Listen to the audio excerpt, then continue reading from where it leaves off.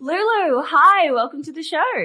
Hi, June. So excited to be here. I'm so excited to be here too. I love this part of my day, getting to meet with wonderful women like yourself.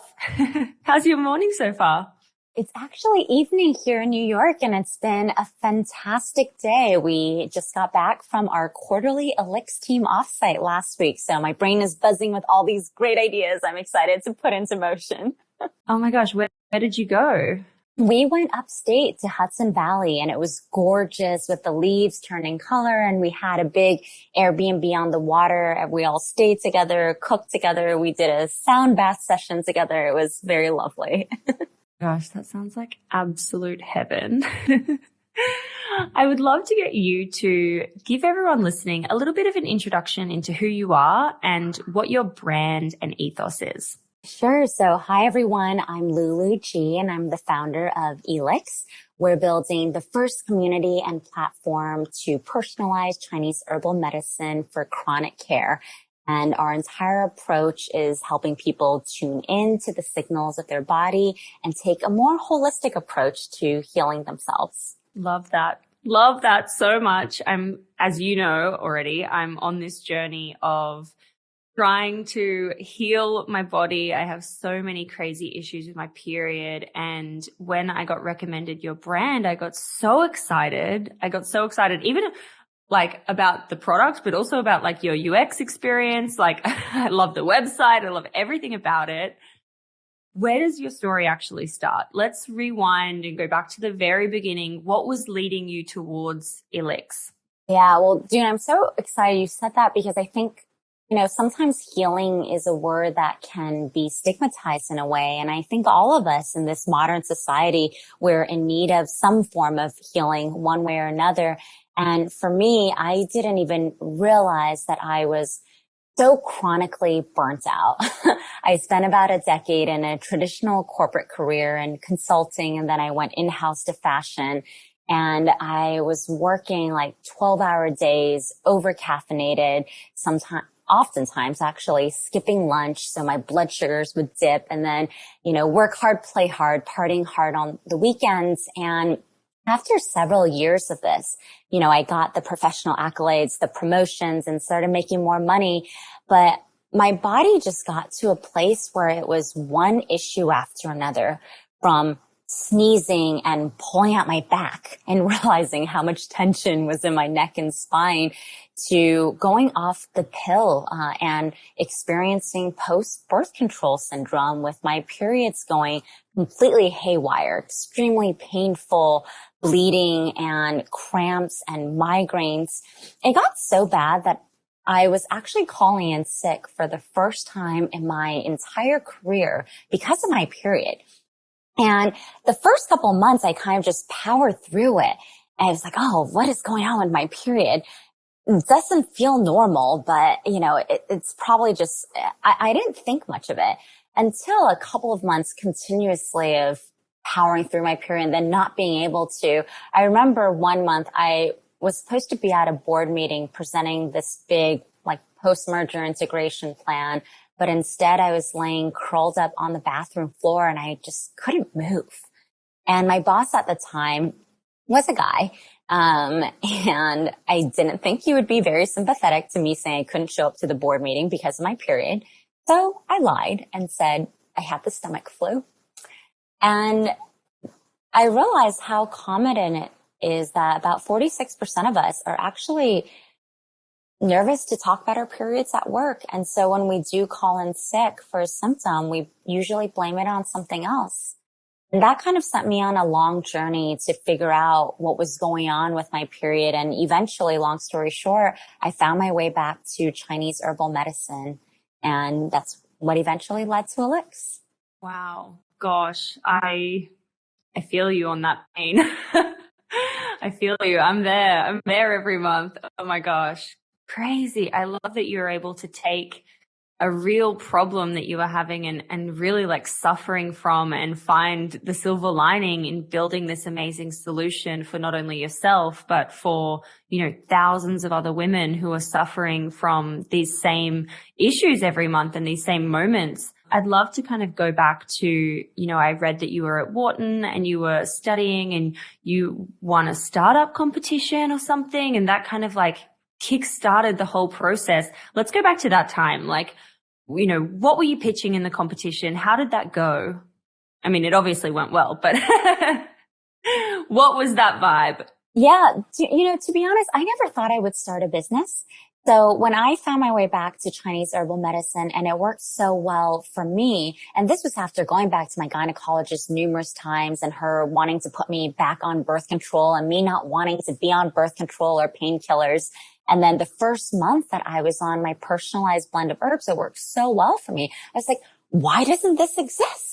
Like, why isn't there more convenient access for people to get care through herbal remedies? And I learned that what actually makes Chinese herbal medicine effective is the personalization. It's not just like you walk into Whole Foods or Amazon and you like pick a random herbal formula.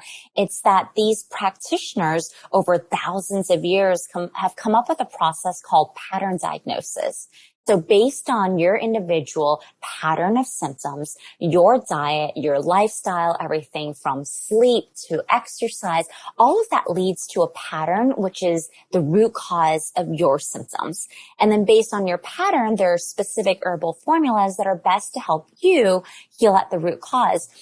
And so, I at Saks, previous to going back to business school, my most recent role was at Saks Fifth Avenue. I was using a lot of customer data to personalize the customer journey. And I thought, well, this technology exists. Why can't we just create a process where people can see an herbalist or a Chinese medicine practitioner online and take all of that data, create an algorithm where they could receive their own specific pattern diagnosis and formula.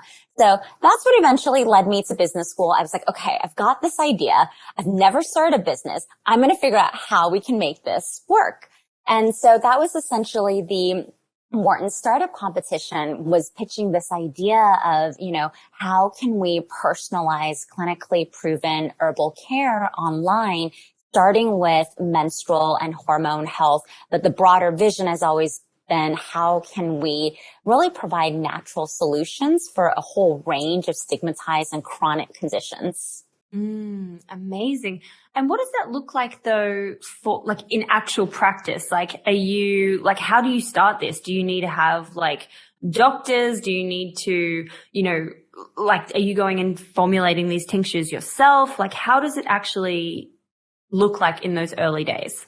Yeah. So actually the doctor that I went to was a really good family friend of my grandfather. My grandfather actually ran a hospital in southern China.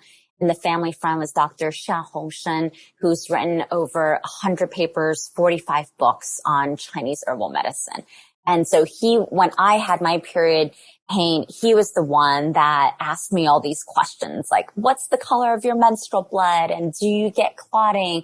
And so when I had this idea, it was in the beginning, like really understanding from him, why was he asking those questions and what did those questions mean about someone's potential pattern? And then we kind of like took his knowledge and then we went through and existing clinical trial data, because actually all the herbs, even today that Elix uses, there's like thousands of clinical studies that already exist on them. It's just figuring out the ways that they best work in these formulas to address women's patterns. So first it was, can we actually build an online health assessment that replicates the pattern diagnosis and looking at the clinical research?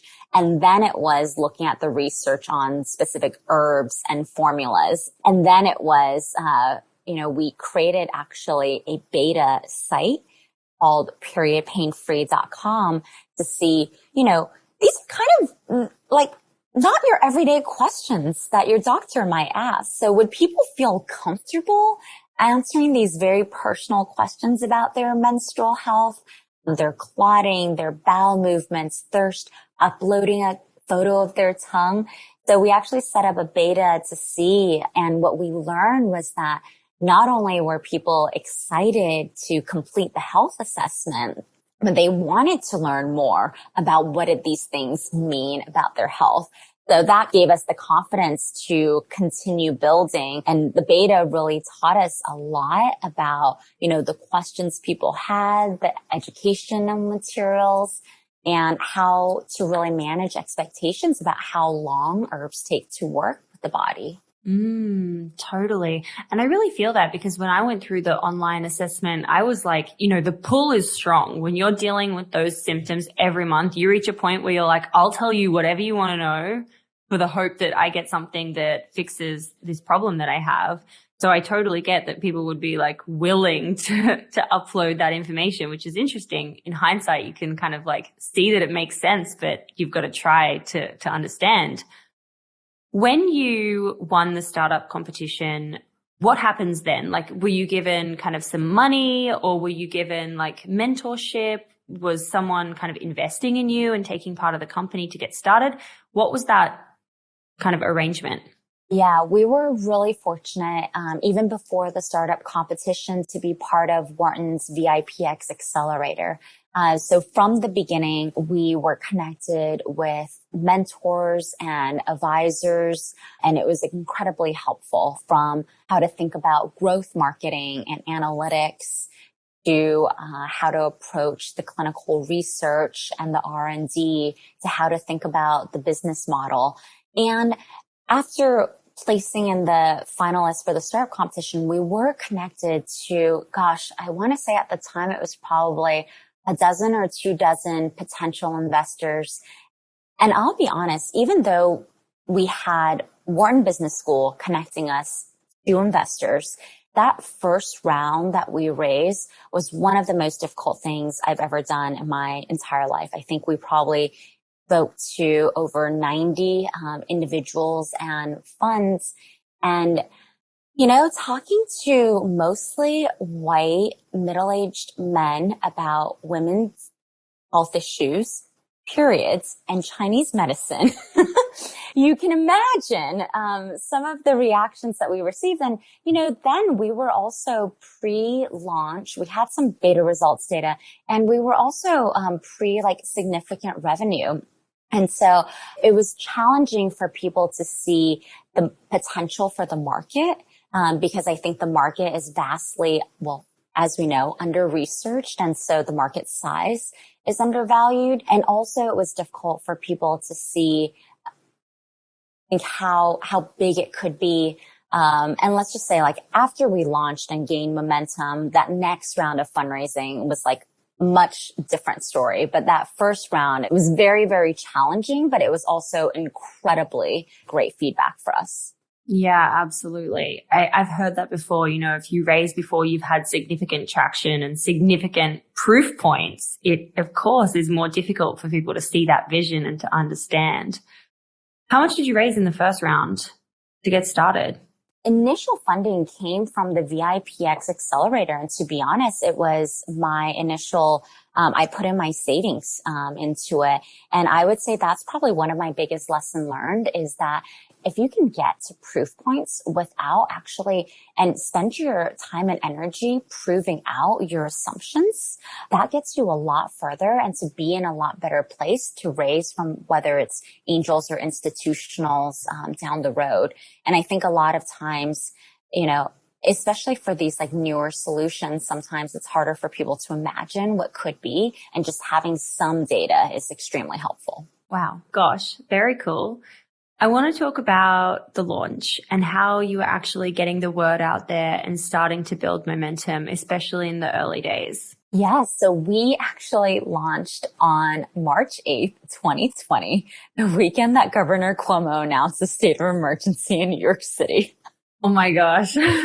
Yeah. And we launched to a 200-person sold out event where we had 2 panelists. We had a female founder, product bazaar, a big fair. And, we just had a very energizing half-day event.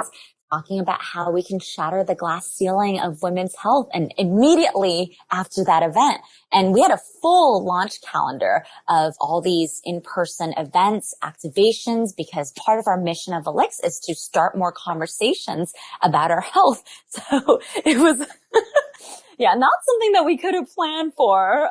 Oh my God. Wait, first question. So you put on this event, you sold the tickets to 200 people. So you got everyone excited to be in the room together, and that was celebrating the launch. That was your launch event.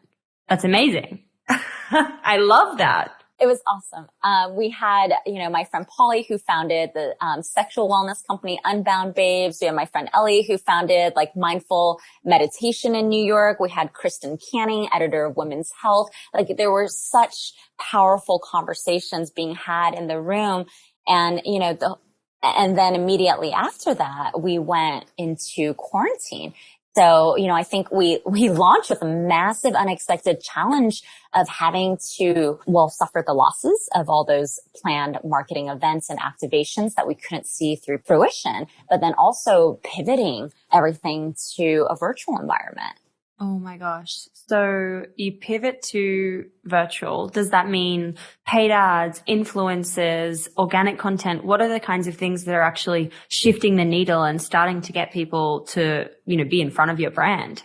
Yeah. I mean, what has always worked for us is authentic conversations with our community. So even today, half of our growth comes from what we call community activated word of mouth.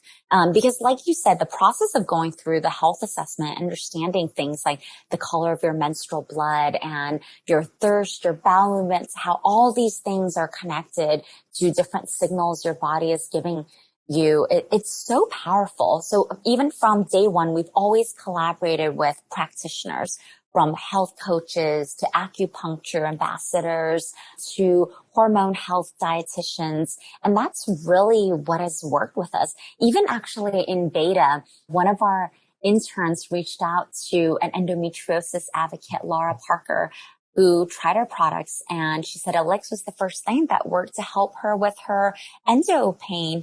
And she has shared and helped us start IG lives and so many conversations about how, endometriosis is one of and PCOS are the top leading causes of difficulty conceiving, but yet most people don't know about these issues until they try to conceive because, for decades, painful periods have been normalized by our society. Gosh, yeah, amazing to have voices like that who are able to speak from a place of authenticity and, help and educate other people who are probably following them going through the same issues and looking for advice and guidance and support. Amazing. I can see how that's like obviously a really core part of what you're doing and having those voices in your community. You go through COVID, you go through this virtual environment. What happens when COVID finishes? Do you kind of switch back on the RIL events? Like how do you come out of COVID? The early days, we really pivoted to online. Like we saw a huge connection between like stress and our periods. So we were really collaborating with brands on things like breathwork classes and the connection between immune health and our period health. And we built out a lot of content, both on our social media channel, and we have a blog called The Wisdom on our website. And, I think in some ways, like we're still kind of in the COVID recovery. And so we're excited, to be organizing more in-person events in 2023. But what our community is really loving are these virtual sessions where anyone from anywhere can hop on with an expert. Because what was so fascinating and beautiful about the past couple years is, I think people took this as an opportunity to really focus on their health. So within actually 3 months of launching Elix, we were shipping product to people in all 50 states. Wow. Yeah. And even today, we have so many community members from places like Kentucky, Montana, Oklahoma, like outside of those urban metro hubs that you think of as places where more conversations around holistic healing exist. And I think we're now really reaching people, especially with the educational content, that may not have access IRL to a practitioner or to this type of service. And so as we scale, it's like we want to bring in the IRL, but we don't want to lose that connection to so many people who need us, who are out of the IRL parameters for now. It's kind of funny because, you know, COVID happened, everyone's like freaking out. But maybe for you guys, it actually was a silver lining because people were turning more inwards and more to their health and more open to exploring new things while they were at home, that kind of product really like, you know, served people that needed it at that time. Definitely. One of our missions at Elix is really to democratize access to Chinese herbal medicine. And we really view that as through the educational content, through formulas that are organic, ethically sourced, clinically backed, and also just to make this modality more approachable and accessible. Because even for me being, you know, first generation American and speaking fluent Chinese, when I went off the pill and and got my Chinese herbal medicine formula from Dr. Lee, I didn't know where to start to find these herbs organically. It took me several trips to New York Chinatown to find the dried versions of these herbs. And then I was boiling them down for 45 minutes a day. That's like the liquid decoction method. And it was so time consuming, but you know, the liquid herbs are actually what is most bioavailable and easily absorbed by our bodies. Because a lot of the herbal traditions go back to the concept of food as thy medicine. So I remember as a kid, my grandma would add, and my mother-in-law still does this, like ginseng and jujube, red dates, and reishi mushrooms to different soups and bone broths. And depending on the season, you would add different nourishing and healing herbs into your soups. And you really got all the nourishment your body needed through the foods that you were eating. But, you know, most of us today are probably not eating all these foods and super high levels of like folate, iron, B12, vitamin A, vitamin D, all these things that we need for healthy hormone balancing. So that's where the herbs come in. But even creating the herbs, we wanted it to be true to Chinese medicine theory and bioavailability. So that's why ours are still liquid and we source everything organic and we boil it down in our own facilities. Oof, sounds so amazing. I want all that nice stuff in my soups. That sounds great. For you now in 2022, what are the kinds of things that are shifting the needle and, you know, are pushing you forward? It's really about continuing to engage with our community. We actually just launched an Elix Community Council. So think of it as like an advisory council board. It's filled with some of our most loyal and oldest community members. A few of them have actually been with us since our period pain-free beta in 2019. When we were shipping like mystery bottles of herbs in like these like brown bottles with like out a label. And they just found us from the internet because they had tried everything and nothing would help their severe pain. So they figured, why not give this a try?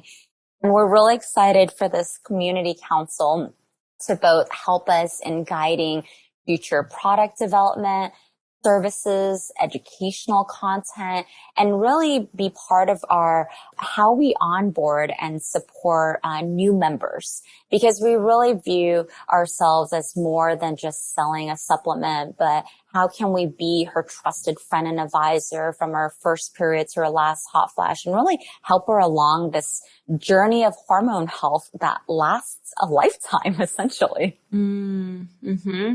Absolutely. That's a cool idea, having people who are part of your community to, you know, be the big sister essentially and act as that role that brings people in, warmly welcomes them into the new community. I love that. So cool. Yes, they're kind of like an onboarding community of sorts. And, you know, what we find is that sometimes people want to get their questions answered by other people, and our community members come up with like their own like health hacks and recipes. Like we also just launched a private kind of like a Q&A board. And so it's a place where community members and people who are thinking about joining the Elix community can share like wellness inspo, their favorite recipes, tips, how they're taking cycle balance. They can ask each other questions. I feel like we have so much to offer each other that we really want to create that safe space for people to do so. And the safe space for those conversations, especially when you're, wanting to ask like something a bit more, not wanting to put it out to the world for everyone to hear, but you want to get that advice and you want to talk about it with someone. 100%. Gosh, I love that. We've spoken a lot about all the good stuff that's going on in your business and the highlights, but what we often don't talk about is the challenges that entrepreneurs are facing in business. What are some of the challenges that you've had to go through, or what comes to your mind when I bring up challenges? I think what breaks my heart is, Elix is in a category where oftentimes people have given up hope of searching for a solution. There's stats that 55% of women report they've interacted with a healthcare provider who didn't take their concerns seriously, and they feel like they've been gaslit. And so the number one thing that we encounter, and I always tell my team, our competition isn't another brand in the category, but our competition is really like this feeling that pain and all these symptoms in our body is normal, and that's something that we just have to live with. And so I think we're constantly dealing with that skepticism and the conditioning that women should just accept these things, women and all people with periods. And to be honest, I think we're also challenged by the political divide of the times that we live in. Elix's mission is to advance research and options within the sphere of women's health. At the same time, we want to be an inclusive and safe community for all people with periods. And, I think sometimes like that language, it can be very challenging for us to navigate as a brand. And so does that mean like navigating how you communicate and talk, or does that mean the interactions with customer service, or what does that mean like in an actual kind of practical sense? I'll give you an example. I think we had, I was in a video where I mentioned something about how Elix is supporting all people with periods. And then we had someone comment that Elix doesn't recognize women and that we're reducing women to body parts. And I think maybe there was another message where we said people with uteruses. And then we had someone write in and say that, only women menstruate, that no one besides a woman menstruates. And that as a brand, if we don't acknowledge that only women menstruate, then we're not actually supportive of women. We're like, ooh, okay, deep breaths here. It's a lot to navigate. It is. And I think it's constantly for us, like, how can we inspire our community to be open about supporting each other and like broadly defining what the community is? Because I think there's more that unites us as people who have suffered from painful, debilitating symptoms than that which divides us. And the more that we focus on the things that divide us, the more I think we make it challenging for all people and anyone to get access to the care that they deserve. And I think, unfortunately, our country is just so polarized right now that it's difficult to have these conversations on a human level. Yeah, absolutely. Yeah, that's an interesting one. And the world just seems to be very, like the online world specifically, that, people really have a voice online. People really love to, get in there in the comments and get a bit snarky. Yeah. I mean, on the flip side, I think where people being vocal is a great thing is, I think in the past year with all of the tensions and the events that have really just caused a lot of suffering in the Asian community. I think a lot of consumers now want to make sure they're supporting brands that are culturally authentic. And so we see a lot of people commenting on our social media posts like, is this brand actually owned by a Chinese person or a member of the Asian community? And I love hopping into the comments there and be like, yes, hi. Hi, it's me. Hello. Oh my gosh, I love that. When you think back about the lessons that you've learned in the last couple of years building Elix, is there anything that you wish you knew before you started or when you were just starting out that you can pass on to anyone listening who might be early on in the journey? Building something you're passionate about and you feel like needs to exist in the world is going to be the most rewarding roller coaster ride of your life. And so I think it's to expect and plan for those lows. So to really, even before they come, to really understand what it is that refuels you and that nourishes you and that feels like a warm blanket around your soul. And to have those activities and those practices and those people and those spaces ready so that you can really care for yourself and be your own best friend along this journey. Oh, I love that. Sorry, I cut you off. Please continue. No, it's just, and I think sometimes like and I'm going to say women, due to, we can call it whatever type of social conditioning from the time we're little girls. And there's a lot of research that exists here. We are socialized to give and to support other people and to acquiesce to demands. And I don't think we are taught growing up to really lean into those things that really nourishes us as human beings and to learn how to prioritize those things. And I think to make it through the highs and the lows and to be resilient along this journey, that's really important. Cozy blanket analogy. I love that. What does the future look like for you? What do you want to shout about? We are so excited. We just wrapped up the first clinical trial on a personalized herbal supplement for menstrual health. So Elix was actually proven effective for up to 15 different symptoms of menstrual and hormonal health, from cramps, migraine, hormonal acne, bloating, body aches, to so many more. Like 90% of participants in our clinical trial experienced improvement in the first 3 months. We're just excited to add to the body of clinical research that exists in women's health. We're also launching a lot of new communities, health coaching, educational programming in 2023. So just so many fun things to come. Wow. Congratulations. That's so cool. Thank you. Love that for you. So at the end of every episode, we ask a series of 6 quick questions. Some of them we might have covered, some of them we might not have covered, but I ask them all the same at the end. So question number 1 is, what's your why? Why do you wake up every single day and work on Elix?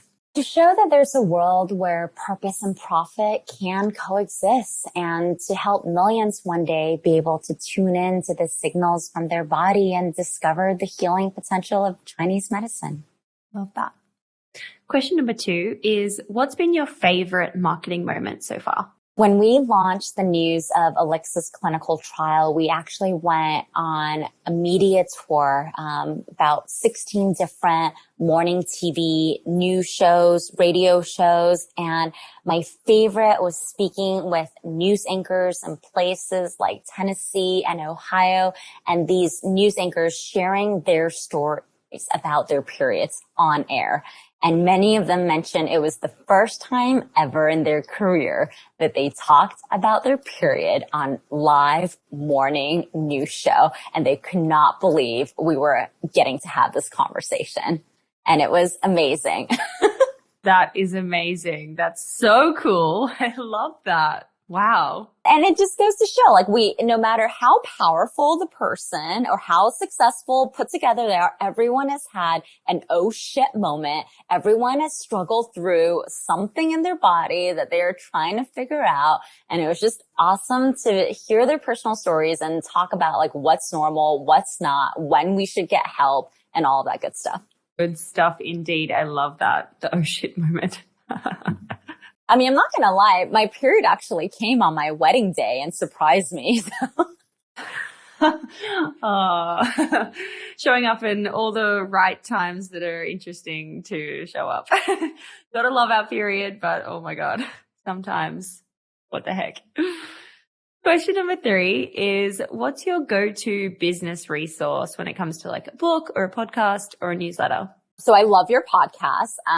When I was thinking about starting a business, I think podcasts like these are so incredibly helpful. There's a book called Your Brain at Work that I think is just like a Bible for how to understand the way our brains work and how we're wired to be distracted. And, I feel like if you can figure out how to hack your own brain, you can hack anything else, because mindset is everything in life. And so I love this book, and I give it to all new team members at Elix. Oh my gosh, this sounds so cool. So how to wire your brains, wire our brains. It's called Your Brain at Work, and it basically, way off. Your Brain at Work. And it goes through different stories of this couple. It's also kind of like relationship therapy, FYI. But it goes through different scenarios of this couple and how their day unfolded and basically like how they got totally overwhelmed. And then it gives you some like neuropsych theories, tips, and then it replays their days. Like if they had kept these like brain hacking tips in mind, how the day could have gone. Ooh, interesting. I'm going to order that after this call. That sounds great. Love it. Cool. Question number 4 is, how do you win the day? What are your AM or PM rituals and habits that keep you feeling happy and successful and motivated? So I start every morning with a 20-minute meditation. I love the Manjit meditation app, Manjit. She is an incredible friend, healer, Reiki master. Her family ran an ashram in India, and her meditation app is unlike anything else that exists because it combines self-hypnosis, sound healing therapy, and meditation. So there's something for everyone there. I highly recommend the Manjit app. But I start my day with a 20-minute meditation with her app. And then I try to get some sun and fresh air. Research actually shows if you get sun first thing in the morning, it helps with circadian rhythm. Vitamin D is great for hormone health. And then I sit down, and this is actually an exercise from Manjit. List 10 things you're grateful for. Most of us do gratitude journaling with maybe only 2 or 3. 10 really cultivates that mindset of abundance. Ooh, I love that. I'm going to try that. 10's good. 10's a lot. I'm going to be out there. 10's hard. Thinking like, what am I going to add to this list? Well, I find that it wires my brain to go through the day noticing the good instead of focusing on the bad. I like that. That sounds like a great ritual. I'm going to give that a try this week. Thank you so much. Question number 5 is, what's been your worst money mistake and how much did it cost you? Oh, so many. I feel like if you're not making a ton of mistakes, there's probably learnings to be had, but some of our worst mistakes has to do with how we conduct tests on our customer journey. And so recently we ran a test on one of the pages of our website, and to be honest, there was a huge miss in terms of how the test was set up, and the test probably cost us $50,000. And worse than the money it cost us, it led to 0 learnings. So we had to rerun the test with a mistake fix. And so that's going on now. Oh my gosh. What does that even mean though? Like a $50,000 test on a website. What is that? What does that mean? Like basically we didn't have a transaction set up the right way on the back end. And basically what it taught me was that, and what it taught us as a team is that as we're growing and scaling, we need to design processes that minimize human error, because everyone has so much on their plates. And like for big things like this, we need to have almost like multiple eyes on it before it goes live.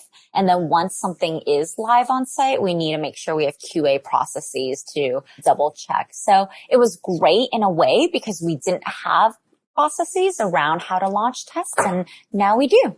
And now you do. Great. Well, gosh, we found the silver lining. Question number 6, last question. What is just a crazy story, good or bad, that's happened during your time building this business? I will say the one that sticks out right now in my head is last week for the Elix offsite. We've been talking about how can we, as a team of ambitious people, be less afraid to make mistakes and celebrate our failures as learnings. And so I actually surprised the team with an improv coach who arrived to our offsite. And as the coach walked in and I announced that our surprise activity was improv comedy session, I quickly realized that it may not have been a good idea to surprise the team because of the looks on all their faces, but I was so proud of how, even though the initial reaction was like, oh my God, are we seriously doing this? The coach did a really good job of getting everyone up, playing games, laughing around. And by the end of the first hour, we had moved on to skits. And people who I would not have imagined was like, saying, and the whole concept behind improv is you don't let your team members fail. You support any wacky, crazy idea they have with yes and you continue building. And even if a scene flops, it's okay. You jump in, you pick the ball up and you keep rolling with it.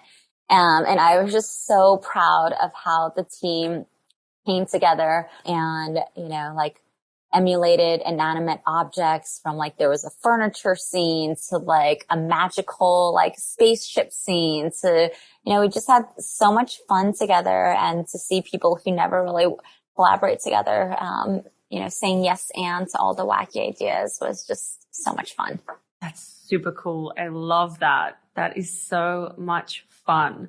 Gosh, this was so much fun. Thank you so much, Lulu, for coming on the show and sharing your journey with Elix. I'm so excited to see what comes next for you in 2023. Thank you so much, June, for everything you do for the female founder community.